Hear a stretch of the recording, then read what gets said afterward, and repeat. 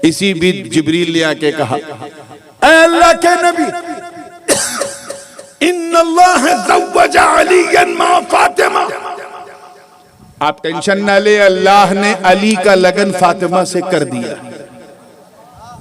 आप सोचो, अल्लाह फैसला कर रहा है। और एक रवायत में है जामे तिर्मिजी के, इन्नल्लाह अस्तफा अलीयन ले फातिमा, कि अल्लाह ने फातिमा को अली के लिए चुन लिया। लेकिन ज़व्वजा वाली रवायत ज्यादा मकबूल है, ज्यादा सिका है। शादी कर दी, मंगनी नहीं, तवज्जो रहे, बातचीत नहीं, लड्डू वड्डू नहीं बटा, शादी कर दी, निकाह कर दिया। हजरत हुजूर हैरत में डूब गए, कहां किया, आईना। अब यहां दो रवायत है, एक रवायत है चौथे आसमान पे और एक रवायत है सातवें आसमान पे। फिस समावाति सबअ, सातवें आसमान पे किया। एक बात बताऊं, इजाजत है? हजरत अली के सातवें आसमान पे जाने पे हुजूर को हैरत नहीं हो रही, तवज्जो चाहूंगा, बिल्कुल हैरत नहीं। वो जानते हैं कि जब मेरा खुदा मुझे दारे उम्मे हानी से उठाकर काबे से मस्जिद अक्सा में सारे नबियों की इमामत मुझसे कराकर पहला आसमान, दूसरा आसमान, इस तरह सातवां आसमान, फिर सिदरा, आलम नासूत से आलम जबरूत, वहां से आलम मलकूत, वहां से आलम लाहूत, वहां से आलम हाहूत। जब मेरा मौला मुझे रात ही रात मका से लामका बुला सकता है, तो अगर मेरे भाई अली को सातवें आसमान पे बुलाया तो हैरत क्या है? अली के सातवें आसमान पे जाने पे हैरत नहीं थी, हैरत अपनी बेटी फातिमा पे थी कि मेरी बेटी फातिमा से तो फरिश्ते भी हाया करते, बेइजाजत जिनके घर जिब्रील भी आते नहीं। कद्र वाले जानते हैं कद्र शाने अहले बैत। अरे जिस फातिमा को इंसान तो इंसान जिन्नात भी ना देखे, फरिश्ते भी ना देखें, जिसके दरवाजे को दस्तक देकर आवाज दे, वो फातिमा जो इफ्फत मआब है, जो पर्दादार फातिमा है, हिजाब वाली फातिमा, वो तो जाएगी नहीं। तो हुजूर ने काउंटर सवाल किया, अच्छा तो ये बताओ फातिमा तो वहां थी नहीं, तो मनिल्लज़ी वल्लाह, किसने मेरे फातिमा का की वलायत कबूल की, यानी मेरे फातिमा का वली कौन था? आप क्या होता है ना शादी में, दूल्हा कुर्सी बैठा है मेज में, स्टेज पे दुल्हन अपने कमरे में है, काजी साहब जाते हैं दुल्हन से इजाजत लेते हैं, फिर दूल्हे से कबूल करवाते हैं, ऐसे निकाह होता है ना। वही हुजूर पूछ रहे हैं, फातिमा यहाँ थी, अली सातवें आसमान पे, तो बीच में कौन था? तवज्जो रहे, वलायत किसने की, वकालत किसने की? तो ऐ गोरखपुर वालों, अजमत शान सैयदा देखो। हजरत रूहुल कुद्स जिब्राइल सर उठाते हैं, मुस्कुराते हैं, अर्ज करते हैं, वल्लज़ी, तवज्जो है, वल्लज़ी बाअसक फिल उम्मिय्यीन रसूला, कसम है मुझे उस रब की इज्जत की जिसने आपको उम्मियीन में रसूल बना के भेजा। आपकी फातिमा का लगन, आपकी फातिमा का वली कोई बंदा नहीं बल्कि बंदों का खुदा था। और जोर से कर दो यार, जैसे नवई के जुलूस में 11 बजे रात को कह रहे थे, वैसे एक बार कह दो, पूरी तवज्जो के साथ, जिंदगी के साथ देखना। सरकार मुस्कुराए, अल्हम्दुलिल्लाह कहा, फिर फरमाया, अच्छा ये बताओ मेरी सुन्नत किसने अदा की? तवज्जो, मनिल्लज़ी खतब खितबतन निकाह, हु लेट द खुतबा निकाह, खुतबा निकाह किसने पढ़ा? तो जिब्रील ने सर झुका के कहा, हुजूर आपके खादिम जिब्राइल ने खुतबा दिया। हाय हाय हाय, कुर्बान जाओ यार, हसन हुसैन के माँ बाप पे कुर्बान जाओ। आपके खादिम जिब्राइल ने, हुजूर ने पूछा, अच्छा और बताओ क्या क्या हुआ? सरकार सब जानते हैं, लेकिन अजराहे तालीम उम्मत की सब जान जाएं, हुजूर पूछ रहे और बताओ क्या क्या हुआ? हजरत जिब्रील ने अर्ज किया, हुजूर मत पूछें क्या क्या हुआ। मेरे साथी मीकाईल अली को जन्नती सेज पे बिठाकर, दूल्हा बनाकर, फरिश्तों की नूरानी बारात निकाल कर चले कि अचानक अर्श पर एक अब्र आया, बादल आया, बादल के बाद बारिश हुई और उस बारिश में पानी नहीं बल्कि कीमती पत्थर, जमर्रद, लुलु व मरजान, याकूत और नीलम जैसे पत्थर गिर रहे थे। एक निदा देने वाला निदा दे रहा था, ऐ महशर वालों बटोर लो, ये रसूलुल्लाह की बेटी फातिमा का महर उतर रहा।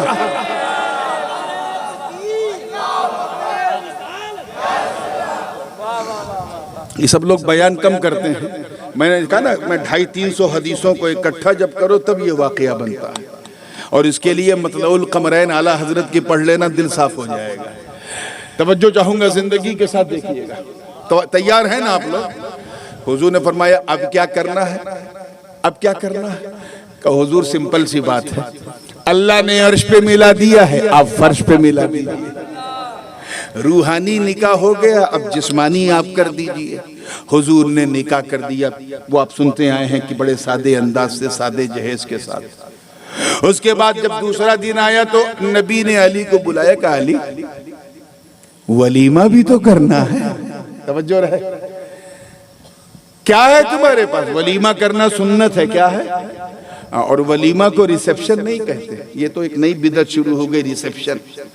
वलीमा जो है ये सुन्नत मुस्तफ़ा है। वलीमा ईलाम से बना है, इसका मतलब होता है ऐलान करना। ऐलान इस बात का कि ये लड़का लड़की अगर आपको कहीं किसी जगह दिखे तो आप इनसे बदगुमान मत होना, आज से ये दोनों मियाँ बीवी हैं। इसी ऐलान को वलीमा कहते हैं। क्या कहते हैं? इसका बस इतना ही कंसेप्ट है, इससे ज्यादा नहीं। हुजूर फरमाते हैं औलिम वलौ बेशात, मिशकात की हदीस है कि वलीमा जरूर करो, चाहे एक बकरी काट के करो। ये ऐलान है कि अब ये ना महरम नहीं है, एक दूसरे के मियाँ बीवी। हुजूर वही पूछ रहे, कुछ है तेरे पास? आप जरा ख्याल करो, वो अली जिनके कदमों में दारैन की दौलत हो। अर्ज करते हुजूर मैं फकीर हूँ, कुछ नहीं मेरे पास, बस सिपह सालारी के जो सामान है, जीन, तलवार, जुल्फिकार, चंद एक बोरी में थोड़ा बहुत जो है वो अनाज होगा, इसके अलावा मेरे पास कुछ नहीं, चंद खजूरें हैं। कोई और अगर ससुर होता और दामाद की ऐसी हालत देखता तो कहता मैं कहाँ फंस गया, कहाँ मैंने अपनी बेटी दे दी। हुजूर की शान देखो, फरमाते घबरा मत, तवज्जो रहे। अगर मैं फातिमा का बाबा हूं तो ऐ अली तेरा भाई भी तो हूं, मैं तेरी तरफ से वलीमा करूंगा। हुजूर ने सबको दावत दी, मस्जिद में खड़े होकर मिंबर से ऐलान किया, ऐ लोगों, ऐ मदीने वालों, अल्लाह ने अली को फातिमा के साथ अर्श पे मिलाया, उसके नबी ने फर्श पे मिलाया।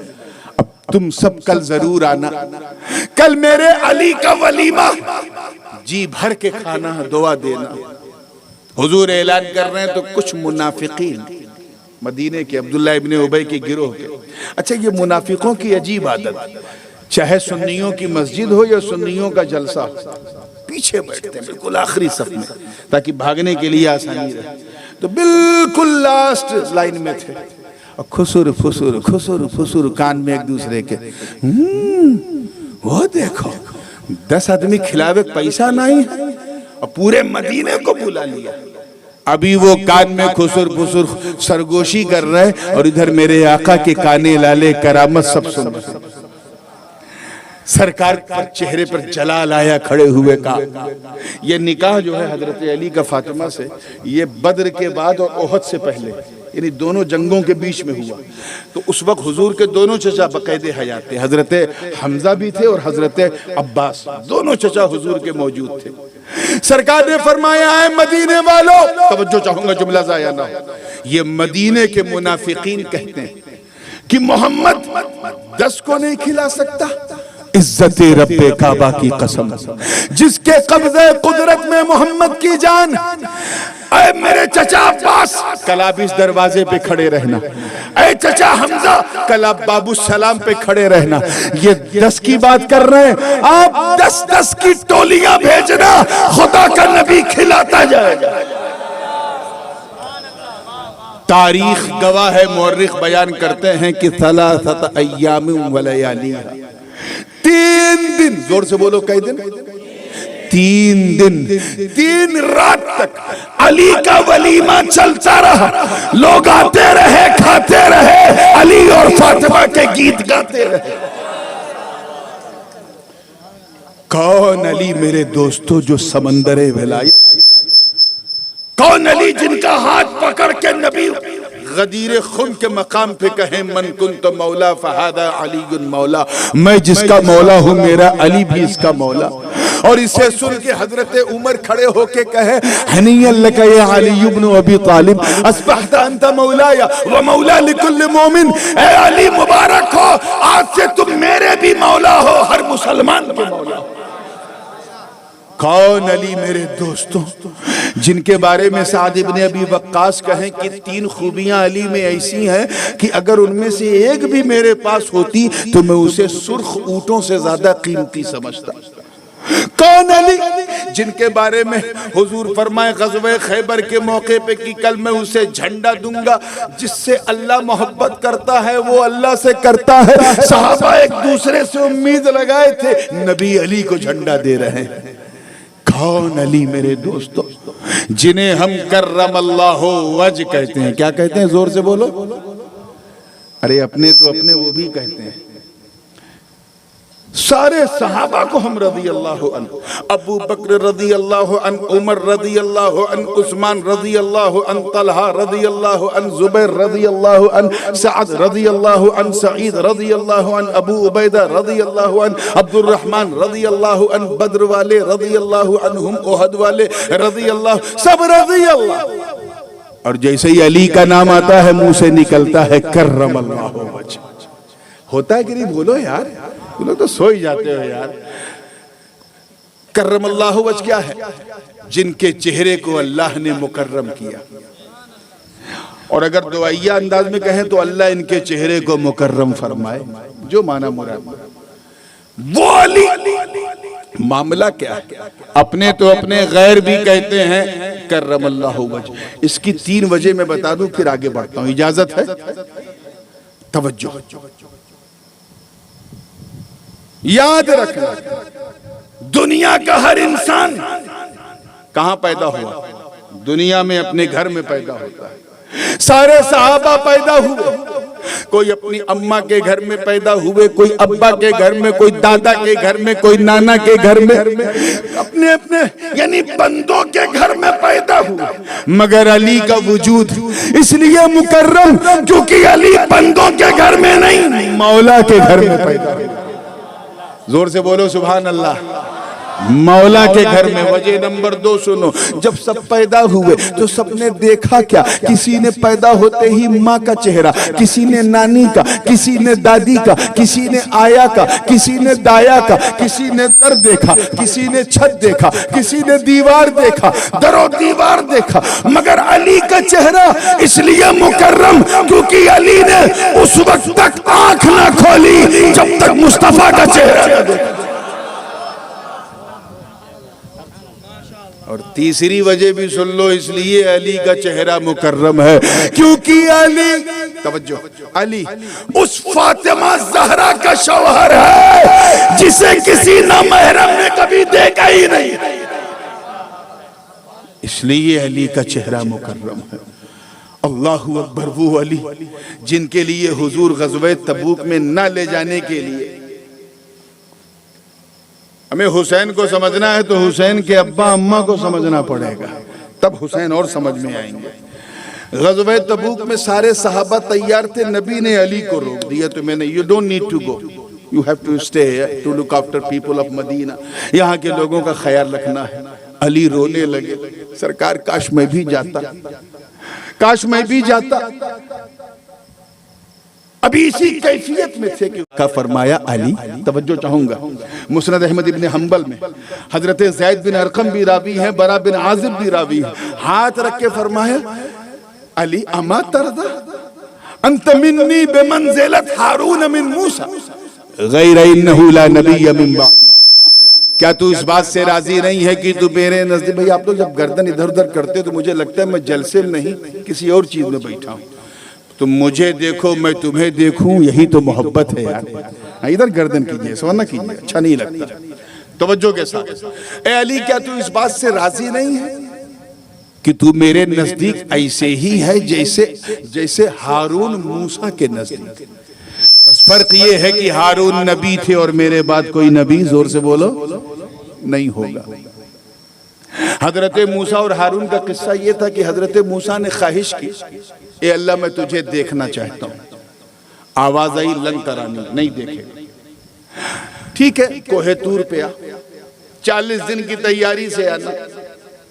हजरत मूसा अपनी कौम को सिखा के और हारून के हवाले अपनी उम्मत करके, तवज्जो, चले गए। 40 दिन के लिए गए। जोर से बोलो, कई दिन के लिए? हाँ, ये चिल्ला बड़ा कीमती होता है, इसीलिए चिल्ले की बड़ी अहमियत है। चिल्ला बुरी चीज नहीं है, जगहें अच्छी बुरी होती है। अगर तुम मखदूम अशरफ जहांगीर सिमनानी के दरगाह पे जाओ तो 40 दिन में कलंदर हो जाओगे, और इनके इज्तिमा में जाओ तो 40 दिन में बंदर हो जाओगे। मुस्कुरा दिया करो। सुन्नी जब मुस्कुराता है तो बदअकीदा जरा घबराता है। अल्लाह ये मुस्कान आपके चेहरों पे सलामत रखे। कम से कम आपकी मुस्कान देख के ये तो दिल कहेगा कि अच्छे दिन तो आने से रहे, अच्छी रात आ गई।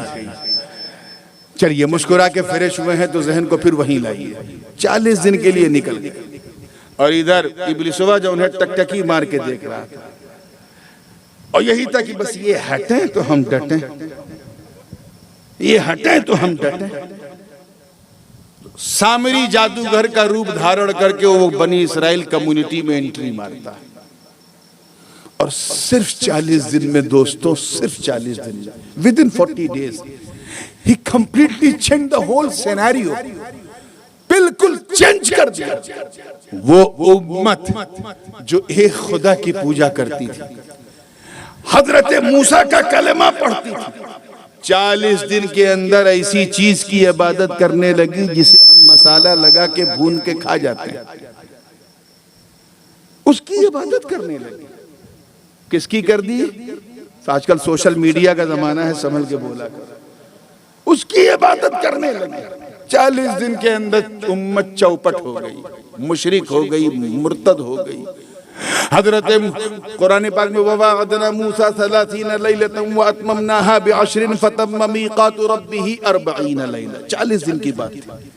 फलम्मा रजअ मूसा इला कौमिही गज़बान आसिफा, जब हजरत मूसा लौटे अपनी कौम की तरफ, हारून को देखा इस हालत में उम्मत शिरक कर रही है तो जलाल में आ गए। क्या हो गया? जोर से बोलो। नबी ने नबी पे गुस्सा किया। तवज्जो चाहूंगा, जरा दिल थाम के सुनना। हारून भी नबी है, मूसा भी नबी। रवायत है कि दाढ़ी पकड़ के खींचा, कॉलर पकड़ा, और एक रवायत है कि मुंह पे तमाचा मारा। नबी ने नबी के मुंह पे क्या मारा? जोर से बोलो। तमाचा मारा। है कोई माई का लाल जो हजरत मूसा को पे फतवा दे कि इन्होंने कुफ्र किया? क्योंकि नबी की तौहीन करना कुफ्र है। क्या है? जोर से बोलो। इसीलिए तो हमारे इमाम ने उन चारों खबीसों को काफिर कहा, क्योंकि तौहीन करते हैं। नबी की तौहीन, जोर से बोलो, क्या है? और वादा करो कि तौहीन करने वालों के साथ न बैठोगे, न खाओगे, न पियोगे, इंशाअल्लाह। कुफ्र है। और गाली देना नबी को तो बहुत बड़ा कुफ्र है। तमाचा मारना तो हद से बड़ा कुफ्र है। मगर किसी माँ के लाल में दम है जो फतवा लगाए मूसा कलीमुल्लाह पे? कोई नहीं लगाएगा। क्यों? सब यही कहेंगे भाई हमारी औकात नहीं है। हारून भी नबी, मूसा भी नबी, वो जाने, उनका खुदा जाने। यहीं से अपना अकीदा भी लो। मैं इसकी बात नहीं कर रहा हूं कौन हक पे है कौन नहीं। दुनिया जानती है अली हक पे है, अली हक पे थे, अली हक पे हैं। अली के सिवा कोई हक पे नहीं, दुनिया जानती। मगर ग़ज़वे जंगे सिफ़ीन देखो, एक तरफ अली इब्ने अबी तालिब है, दूसरी तरफ माविया इब्ने अबी सुफियान है। दोनों सहाबी, दोनों में जंग हुई। अब बोलो क्या कहोगे? तुम्हें वही कहना पड़ेगा, हमारी औकात नहीं है। दोनों सहाबी हैं, वो जाने, उनका खुदा जाने। ये मुशाजराते सहाबा में फंसोगे तो फिर तुम्हारा उस्ताद जो है वो कोई शेखुल हदीस शेखुल तफसीर नहीं होगा, या तो कोई प्लम्बर होगा, या कोई इंजीनियर होगा, या कोई इलेक्ट्रीशियन होगा, या कोई मैकेनिक तुम्हारा उस्ताद होगा जो आजकल यूट्यूब खोल के बैठे हैं। अपने अकीदे की हिफाजत करो मुसलमानों। तवज्जो, मूसा कलीमुल्लाह ने हारून के हवाले उम्मत की तो 40 दिन में उम्मत क्या हो गई? बर्बाद हो गई, मुशरिक हो गई, मुर्तद हो गई। अब अगला जुमला जरा दिल थाम के सुनना मैं चाहता हूँ, ऐसा जाग जाओ जैसे 10 घंटा सो के कोई जागता है। दिल थाम के सुनोगे ना, तैयार हो ना, जोर से बोलो। इधर अपनी किस्मत देखो, ऐ खुश नसीबो तुम अपने आप को देखो, ऐ खुशबख्तों, ऐ अच्छी किस्मत वालों। वो कौमे बनी इसराइल थी जो हजरत हारून के हाथ में टिक नहीं पाई, 40 दिन में बर्बाद हो गई। और एक हम है कि अल्लाह के रसूल ने हमें अली के हवाले किया। किसके जोर से बोलो? अली के हवाले किया तबूक में।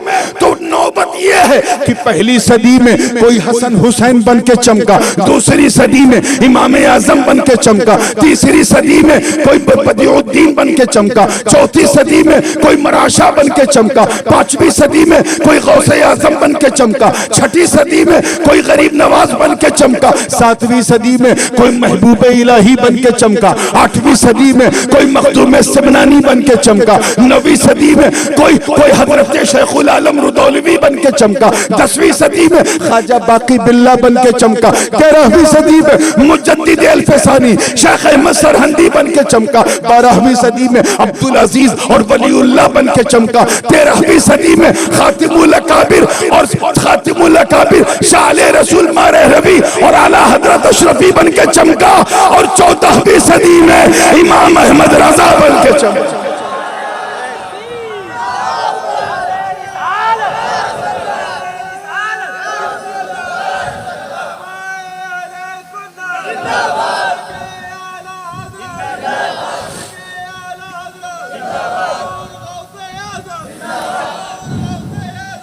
ये है फैजाने शाने विलायत अली। ये हुसैन के बाप है। और माँ की तो बात ही मत करो, अल्लाह अकबर, माँ की बात ही मत करो। माँ तो इतनी बेमिसाल, इतनी लाजवाब, इतनी शानदार, इतनी बेमिसल है कि दुनिया की सारी औरतों की रानी मलिका है। कौन? फातिमा, जिनके बारे में हुजूर फरमाए कि बिदअतुम मिन्नी, वो मेरे जिस्म का टुकड़ा है। अब मेरा बेटा वही होगा जो फातिमा का होगा। अच्छा, कुछ लोग इससे मुगालते में आ जाते हैं, समझते हैं कि दुनिया के पहले सैयद इमाम हसन, और चीख चीख के कहते हैं कि अली सैयद नहीं, अली सैयद नहीं। याद रखना, हर बनु हाशिम सैयद है। कौन है? बनु हाशिम, समझे? बनु हाशिम उसे कहते हैं जो हजरत हाशिम की औलाद है, यानी हुजूर के परदादा की औलाद, वो सब सैयद हैं। और नहीं मानोगे तो फिर हुजूर को कैसे मानोगे सैयद? क्योंकि हुजूर हजरत फातिमा की औलाद नहीं है, बाप है। तो बनु हाशिम, जितने हाशिमी हैं सब सैयद हैं। और आसान कर दूं आपको समझाने के लिए, जिन जिन पर ज़कात खाना हराम है, जो ज़कात खा नहीं सकते, ले नहीं सकते, वो सब के सब सैयद हैं। जोर से बोलो, क्या है? अभी और बात है कि सब में एक इल्हाक करना पड़ता है कि ये अब्बासी सैयद हैं, ये अलवी सैयद हैं, ये अकीली सैयद हैं। फातिमा के बच्चों की शान ये है कि इन्हें किसी इजाफे की जरूरत नहीं। वो फातिमी सैयद हसन हुसैन की शान ये है कि वो अली और फातिमा का मजमउल बहरैन है। तो अली को सैयद नहीं मानोगे तो हसन को कैसे सैयद मानोगे? मानना तो पड़ेगा। लेकिन हाँ, हसन की जो स्पेशलिटी है, जो पहचान है, वो बेमिसाल है। और वो ये है कि हसन के नाना नबी हैं, बाबा अली हैं, माँ फातिमा है, जो कायनात में किसी के नहीं है। तो उस निस्बत से इस सियादत का शरफ सबसे महान है। इसीलिए जब सैयदों में फर्क किया जाएगा कि सैयदों में सबसे सुपीरियर कौन है, तो हजरत फातिमा ज़हरा की औलाद को माना जाएगा। मगर इसका मतलब ये नहीं कि अगर इनको हम सैयद कहें तो इनसे ऊपर जो हाशमी हैं उन्हें हम सैयद ना कहें। वो भी सैयद हैं, अगरचे अब्बासी हैं या अलवी हैं या अकीली हैं। तो इस जहन को ज़रा साफ कीजिए। और कुछ मस्जिद के इमामों को बम्बई में नहीं समझ में आता, उनको समझा भी दीजिएगा। तवज्जो है ना आप लोगों की पूरी जिंदगी के साथ? अब आगे एक कदम बढ़ता हूँ। कौन माँ मेरे दोस्तों? कि हसन हुसैन अगर दामन झिझोड़ करके ईद के लिए कपड़े मांग लें और सैयदा सर झुका दे तो सुबह का सूरज निकलने से पहले जन्नती जोड़े आ जाए। कौन फातिमा? अल्लाहू अकबर की इधर लब हिला दे तो उधर मौला सब हिला दे। कौन फातिमा जो जन्नत में सबसे पहले, औरतों में सबसे पहले जिनकी सवारी जन्नत में जाएगी वो फातिमा। वो तैयबा है, ताहिरा है, आबिदा। कौन फातिमा? अल्लाहू अकबर। तवज्जो चाहूंगा मेरी तरफ देखें, जिंदगी के साथ देखें, जुमला इधर उधर ना हो। हल्की फुल्की गर्मी धूप में निकलती है, होती है तो परेशान हो जाते हो ना। ऐसा लगा था जैसे सूरज एकदम सरह पे, बोलते हो ना। सोचो मैदाने कयामत में क्या हाल होगा। सूरज सवा नेज़े पे होगा, सवा नेज़े पे, और उसकी गर्मी से गुनहगारों का सर ऐसा खौलेगा जैसे आग पर हांडी जोश मारती है। गर्मी होगी मगर याद रखिएगा बेशर्मी नहीं होगी। लोग बगैर कपड़े के उठाए जाएंगे, जैसे दुनिया में बगैर कपड़े के आए वैसे महशर में भी कोई कपड़ा वपड़ा बदन पे नहीं होगा, लेकिन फिर भी कोई बेशर्मी नहीं होगी। क्यों? क्योंकि यौम यफिर्रुल मर्उ मिन अखीही व उम्मिही व बनी। वो ऐसा दिन होगा कि माँ बेटे को नहीं पहचानेगी, भाई भाई को नहीं पहचानेगा, मियाँ बीबी को नहीं पहचानेंगे, दादा पोते को नहीं पहचानेगा। सबको अपनी अपनी पड़ी होगी, कोई किसी को देखेगा ही नहीं। मगर उसी हंगामे महशर में, तवज्जो, एक हंगामा होगा जब 70,000 हूरों की झुरमुट में एक नूरानी डोली निकलेगी। एक निदा देने वाला आवाज देगा, या अहलल जम नक्किसू रूसकुम वगद्दू अबसारकुम हत्ता तुमर्र बिकुम फातिमा बिन्ते रसूल।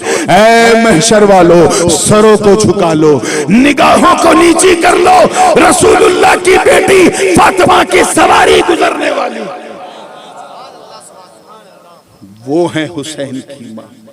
मेरी माँ बहनें भी कहीं बैठी सुन रही होंगी, एक मसला भी बताता चलो, और ये बहुत जरूरी है क्योंकि मसाइले शरइया फिक़हिया में अगर शर्म किया तब तो कुछ समझ में नहीं आएगा। मुझे बताओ, दुनिया में कोई ऐसी औरत है जो जवान हो, बचपन के ऊपर हो, 55 के नीचे हो, पेट में बच्चा भी ना हो, बिल्कुल जवान हो और 30 दिन नमाज पढ़ ले? है कोई औरत?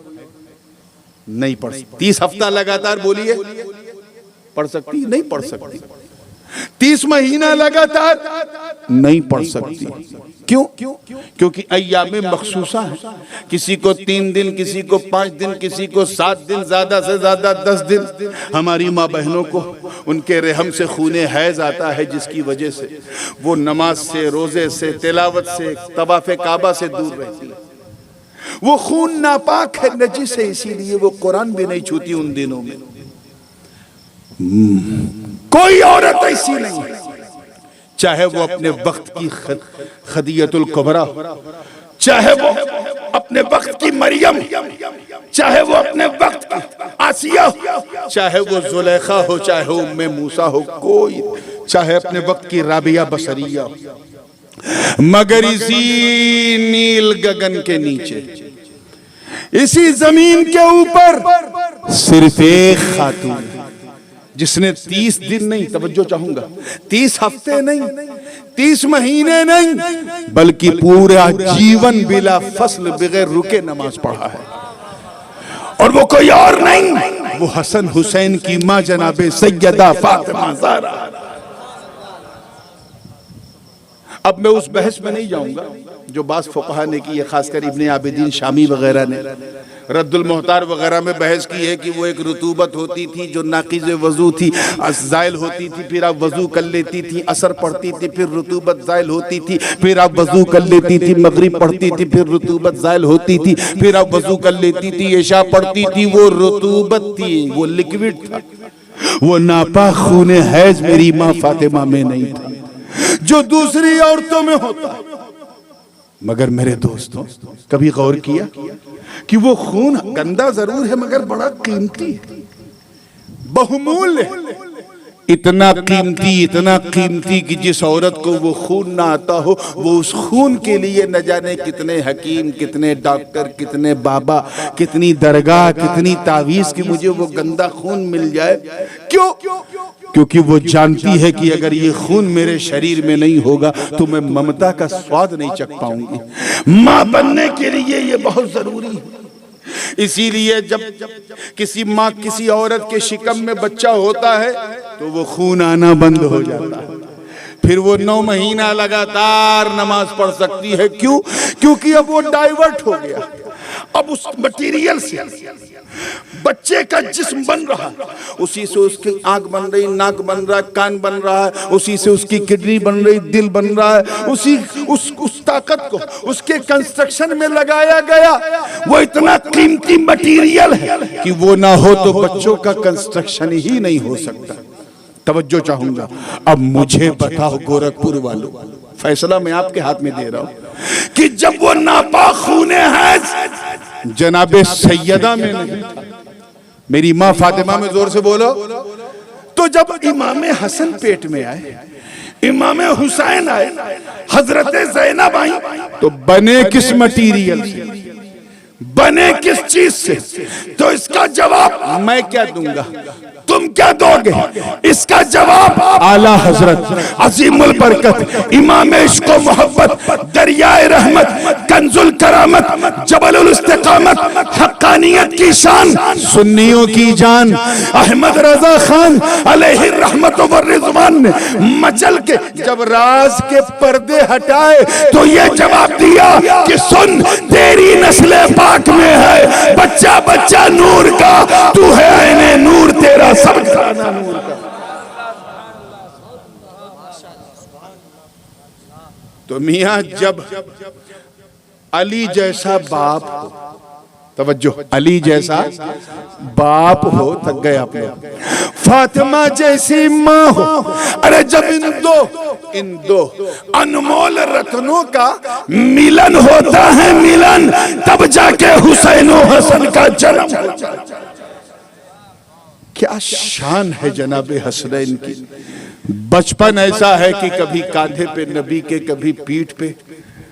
एक दिन हुजूर हसन हुसैन को कांधे पे लेके निकले, सिद्दीक़ अकबर रज़ियल्लाहु ताला अन्हु की नजर पड़ी, अर्ज किया माशाअल्लाह निअमल मरकब, निअमल मरकब, कितनी अच्छी सवारी है, कितनी अच्छी सवारी है। तो हुजूर ने मुस्कुरा के कहा सवारी देख रहा है, अरे सवार भी तो देख, सवार भी तो देख, हसन हुसैन जैसे सवार। कौन हसन हुसैन? हुजूर जुमा के दिन खुतबा दे रहे हैं, आधा खुतबा हो चुका है, इसी बीच पर्दा हटा के हसन हुसैन लाल लाल सुर्ख सुर्ख कपड़ा पहन के आ गए, लड़खड़ाते कदमों से चल रहे। हुजूर ने अपना खुतबा देना छोड़ दिया। है कोई इमाम मस्जिद में, कोई इमाम है दुनिया में जो जुमा का खुतबा दे और बेटा नवासा पोता आ जाए तो खुतबा देना छोड़ दे? अगर किसी इमाम ने ऐसा किया तो ऐसे इमाम को कमेटी छोड़ देगी कि भैया जब आप अपनी औलाद को नहीं छोड़ सकते तो हम आपको छोड़ रहे हैं। हुजूर ने हसन हुसैन लड़खड़ा ना जाए खुतबा छोड़, दौरान खुतबा ही केम डाउन, नीचे उतरे, हसन हुसैन को बगल में बिठाया और फरमाया अल्लाहुम्मा इन्नी उहिब्बुहुमा व उहिब्बु मन युहिब्बुहुमा, मैं इन दोनों से मोहब्बत करता हूँ और उनसे भी करूंगा जो इन दोनों से मोहब्बत करेगा। आए हाय, खुशखबरी तुम्हें दे दी। कौन हसन हुसैन? अगर कुछ लिख के आ जाए और ये कहें कि किसकी राइटिंग अच्छी है बताइए, तो फैसला अम्मा न करें, फैसला अब्बा भी न करें, हद तो ये है कि नाना भी फैसला न करें, जिब्रील 7 मोती अल्लाह की तरफ से लेके आवे और कहे मैं इसे आसमान में उछालूंगा, जिसकी तख्ती पे ज्यादा मोती गिर जाए उसकी राइटिंग अच्छी है। इतिहास गवाह है कि जिब्रील ने 7 मोती को आसमान में उछाला, 3 मोती गिरी हसन की तख्ती पर, 3 मोती हुसैन की तख्ती पर, 1 मोती बीच में टूट गया, आधा हसन की तख्ती पे, आधा हुसैन की तख्ती। इस काले काले कपड़े पहनकर शराब के नश में लुत्फ ये कौम, सीना पीट कर या हुसैन कहने वाले, इमाम हसन को भुलाने वाले इन जाहिलों से कहो कि तुम्हारी हिम्मत कैसे हुई हसन को हुसैन और हुसैन को हसन से अलग करने की, हसन हुसैन के साथ, हुसैन हसन के साथ। अरे जरा देख, जब मेरे रब ने, तवज्जो चाहूंगा, मेरे रब ने दोनों की राइटिंग, दोनों की तहरीरों में फर्क न किया तो दोनों की तकदीरों में कैसे फर्क करेगा? तो मियां हम पक्के हसनी हुसैनी क्या है? हाँ, कुछ लोग कहते हैं मेरे हुसैनी भाइयों, ये भी इन्हीं काले कपड़े वालों ही ने उड़ाया है।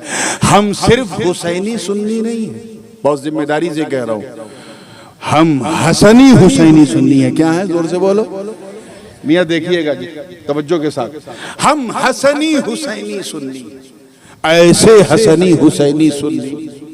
उलमा की तवज्जो कि इमाम हसन ने जिनसे सुलह कर ली हम उनसे जंग नहीं करते, और इमाम हुसैन ने जिससे जंग कर ली हम उससे सुलह नहीं करते। हम ऐसे हसनी हुसैनी सुन्नी। हुसैन यजीद के तख्त के लिए नहीं, ताज के लिए नहीं, हुक्म के लिए नहीं, राज के लिए नहीं, खिलाफत के लिए नहीं, रियासत के लिए नहीं, जाहो दौलत के लिए नहीं, बल्कि अपने दादा इब्राहिम की इमामत को बचाने के लिए गए थे। यही वजह एक एक करके जब सब कट गए, हुसैन मोहलत पे मोहलत दे रहे। हुसैन को पता है, उन्हें अपनी मंजिल भी मालूम है, अपना मकाम भी मालूम है, पोजीशन भी जानते हैं। वो जानते हैं यहां इस्तिकामत का इम्तिहान है, मामला रज़ाए मौला का है, यहां ताकत नहीं इस्तिकामत दिखानी। इमाम हुसैन ने इसीलिए 10वीं शब को, यानी जो 9वीं की रात जिसे आप लोग कहते हैं, शबे आशूर को सबको इकट्ठा किया, इकट्ठा करके सबसे कहा कि ये लोगों, मैं गवाह हूं, यजीदियों को मेरा सर चाहिए, मेरा हाथ चाहिए, मेरी बैयत चाहिए, तुमसे उन्हें कोई सरोकार नहीं। रात के अंधेरे में तुम लोग चाहो चले जाओ, मैं वादा करता हूं कि मैं अपने नाना जान की बारगाह में तुम सबकी शफाअत करूंगा, चले जाओ। आज के मुरीद होते तो कहते मेरा पीर कितना दयालु है, हमारी जान बख्शी के लिए हमें इजाजत दे रहा है। मगर वो भी अजीब मुरीद थे, वो नासिराने अहले बैत। हुबैब बिन मुजाहिर आगे बढ़े, जुहैर बिन कीन थे, हजरत अब्दुल्ला इब्न उमैर थे, बनी और शजा के जवान थे, सबके सब आगे बढ़ेगा। हुसैन, हमें जाना होता तो हम कब का जा चुके होते। जब हुर ने आके खबर दी थी कि मुस्लिम बिन अकील और उनके शहजादे शहीद हो गए हैं, हमें अपना अंजाम उसी वक्त समझ में आ गया था हमारे साथ क्या होने वाला है। हमें आपका साथ छोड़ना होता तो हम उसी वक्त छोड़ देते, इस वक्त करबला तक ना आते। अब तो हम आए हैं आपको छोड़ने नहीं। ऐ हुसैन, हमने अपने सरों पे कफन बांध लिया है, हमने नियत कर ली है कि मरेंगे तेरे साथ, जिएंगे तेरे साथ। क्या जज्बा था खुदा की कसम। और एक तरफ यजीदियों का जज्बा, कोई कूफा की गवर्नरी के लिए, कोई बसरा की गवर्नरी के लिए, कोई रे की गवर्नरी के लालच में हुसैन इब्ने अली के खेमे पे तीर चला रहा। साद इब्ने अबी वक्कास जैसे जलीलुल कद्र सहाबी। एक चीज मैं आपको और बताऊं, हजरत अमीर माविया का बेटा कैसा है यजीद, वो तो आप जानते हैं। ऐसे भी और कुछ सहाबा बड़े जलीलुल कद्र और बेटा इंतहाई नालायक। और कहीं इसका उल्टा भी है, जैसे अबू जहल एक नंबर का हुजूर का खुला दुश्मन, और बेटा इकरमा बिन अबू जहल रज़ी अल्लाह ताला अन्हु सहाबी रसूल। तो कहीं बेटा अच्छा है बाप बुरा है, कहीं बाप अच्छा है बेटा बुरा है। साद इब्ने अबी वक्कास वो जलीलुल कद्र सहाबी, वो जलीलुल कद्र सहाबी, अल्लाहु अकबर, जिन्होंने कादिसिया फतेह किया, ईरान फतेह किया। आज ईरान के शिया साद को गाली देते हैं, खुदा की कसम वो फतेह न करते तो तुम ला इलाहा इल्लल्लाह न पढ़ते। मैदान उहद गवाह है, मुस्लिम शरीफ की हदीस उठा के देखो, किताबुल मगाजी। हुजूर तीर पीछे से दे रहे हैं, साद आगे से तीर चला रहे हैं। कभी साद दाएं, कभी साद हुजूर के बाएं, कभी साद हुजूर के पीछे, कभी साद आगे। सरकार ने कहा ऐ साद, तवज्जो, देखो कितनी लतीफ बात है, क्या तुम्हें नहीं मालूम कुरान में है, अल्लाह पाक फरमाता है ला तुक़द्दिमू बैन यदैहिल्लाहि व रसूली, अल्लाह और उसके रसूल की बारगाह में हद से आगे मत बढ़ो। तुम मेरे कभी दाएं जा रहे हो, कभी बाएं जा रहे हो, कभी पीछे, और हद तो ये है कि कभी आगे। क्या तुम्हें नहीं मालूम कि रसूलुल्लाह के आगे चलना अच्छी बात नहीं? हजरत साद ने अर्ज किया या रसूल अल्लाह, पर मेरे माँ बाप कुर्बान, मैं ऐसा इसलिए कर रहा हूँ कि जब मुझे ये ख्याल आता है कि कोई तीर इधर से आने वाला है तो मैं इधर चला जाता हूँ, जब सोचता हूँ इधर से आने वाला है तो मैं इधर चला जाता हूँ, जब सोचता हूँ कोई बुज़दिल पीछे से हमला करेगा मैं पीछे चला जाता हूँ, और जब ये ख्याल आता है कि कोई तीर कहीं सामने से आपके सीने अलम नशरा को खूनी न कर दे, मैं आगे चला जाता हूँ। मैं आगे पीछे नहीं, मैं तो शमे नबूवत का परवाना वार तवाफ कर रहा हूँ। ये जुमला सुनना था कि हुजूर के मिजाज में खूबसूरत तब्दीली आती है। सरकार फरमाते हैं साद, तू मेरे लिए कि मुझे तीर न लगे, तू मेरे आगे खड़ा हो गया ढाल बनकर, मैं तुझे पीछे से तीर दे रहा हूँ, तू आगे से तीर चला रहा है। ऐसा सुन, दुनिया का हर मुसलमान अपने माँ बाप को मुझ पे कुर्बान करता है, मगर हदीस के अल्फाज गवाह, सरकार फरमा रहे ऐ ज़मीन व आसमान गवाह हो जाओ, फिदा का अबी व उम्मी या साद, ऐ साद मोहम्मद के माँ बाप तुझ पे कुर्बान है। साद, आप जरा सोचें साद इब्ने अबी वक्कास का मकाम। तारीख मुअर्रिख इब्ने जरीर तबरी लिखते हैं कि ये सुनते ही साद के बदन में करंट आ गया, ऐसा लगता है जैसे हुजूर तीर देते जा रहे हैं और साद चाह रहे हैं कि ये तीर खत्म ही ना हो, चलता रहे। वो साद इब्ने अबी वक्कास जिन्होंने हुजूर को बचाने के लिए तीर अपने सीने पे खाने का इरादा किया, और उन्हीं का बेटा अम्र बिन साम, सगा बेटा, हुसैनी खेमे पे सबसे पहला तीर चलाता। वो जानता है हुसैन का मकाम, लेकिन उसे इब्ने ज़ियाद ने लालच दे दिया था कि तुझे रय का गवर्नर बना देंगे अगर हुसैन को तूने गिरफ्तार कर लिया। वो तो नशे में इतना चूर था कि गिरफ्तारी गई भाड़ में, वो तो हुसैन के कत्ल के दर पे हो गया। तारीख गवाह, सुबह जब जंग का बिगुल बजा, एक एक करके तमाम आवानो अंसारे अहले बैत शहीद हो गए। घर वालों का नंबर शुरू हुआ। हजरत कासिम बिन हसन लड़ते लड़ते शहीद हो गए, अली अकबर लड़ते लड़ते शहीद हो गए, औनो मोहम्मद लड़ते लड़ते शहीद हो गए। सिलसिला बढ़ते बढ़ते हजरत अब्बास अपनी सुकैना के लिए, उर्दू में सकीना कहते हैं, अपनी सुकैना के लिए पानी लेने के लिए नहरे फुरात में गए। वापस हुए तो दोनों बाजू कट गए, शहीद हो गए। बावफा अब्बास यही सोचकर गम में रहे कि मैं अपनी सुकैना को पानी न दे सका, अपने ज़ैनुल आबिदीन की बीमारी को दूर न कर सका। फिर वो वक्त आ गया जिसका हुसैन खुद इंतजार कर रहे थे। हुसैन जानते थे कि एक दिन नाना जान सजदे में थे, मैं पीठ पे बैठ गया तो मेरे नाना ने सजदा लंबा कर दिया। सजदा लंबा कर दिया यानी सुभान रब्बियल आला, सुभान रब्बियल आला, काउंटिंग बंद कर दिया, सिर्फ ये सोचकर कि अगर मैं गिर गया या उठ गया तो मेरा हुसैन गिर जाएगा।